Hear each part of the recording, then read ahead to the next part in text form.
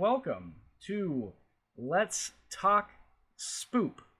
I am your host, Don, and today we're going to talk about The Covenant on Screenbox. Not to be confused with The Covenant from like 2006 that was essentially a better Dragon Ball Z movie than Dragon Ball Evolution. This is not that movie. This is a completely different movie.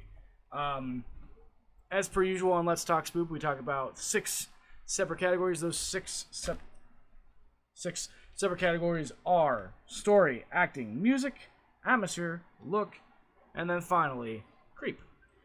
So without further ado, let's go ahead and jump into The Covenant. So story, it opens up with quote unquote Pacific Northwest, 1984.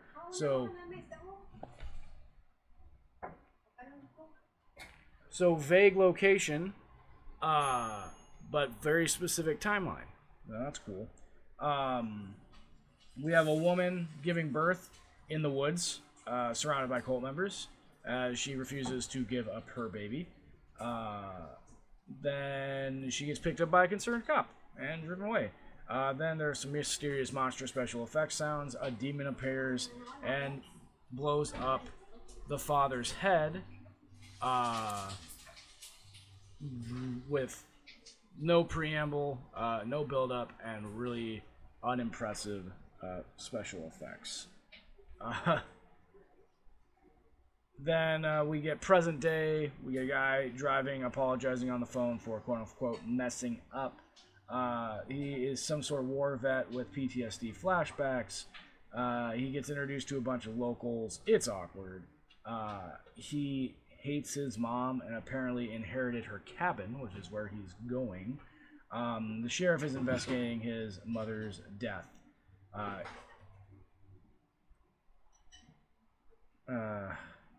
Ian is the main character, and he is just unnecessarily rude. He listens to a recording of his mom giving some minor exposition. Then he starts seeing things. He's just a constant asshole. Like everything bad that happens to this guy in this movie, he 100% deserves for just being a prick for no reason at all. He's just a prick to everybody, like for no reason. And I hated him.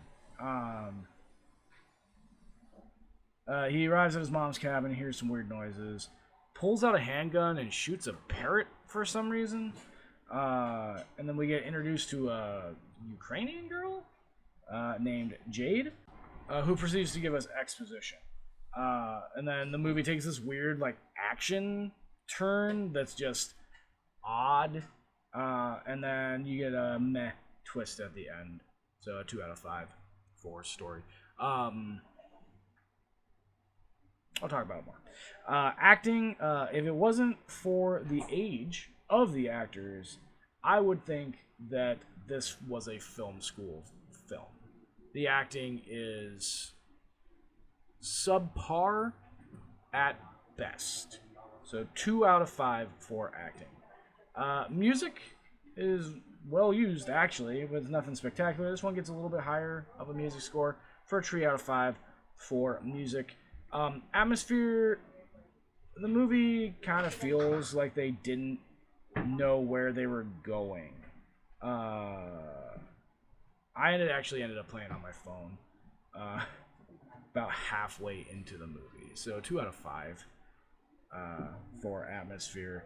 Look, oh my god. These special effects are so bad. It looks like something that we would have used in high school when we filmed a project for Mary Shelley's Frankenstein. It is sophomore year, but I graduated from high school in 2006, so these graphics look like something from a home computer system prior to 2006. Like, so bad. 1 out of 5 for look. Creep. There is some creepy and messed up stuff that starts fairly early. There's a couple of good jumps, and then like the movie takes this really weird twist into no longer being a scary movie, and it's just like an action film instead, and you kind of lose that creepy completely. So 2 out of 5 for Creep, which, doing the math, gives us a solid 2 skulls out of 5 for The Covenant on Screambox.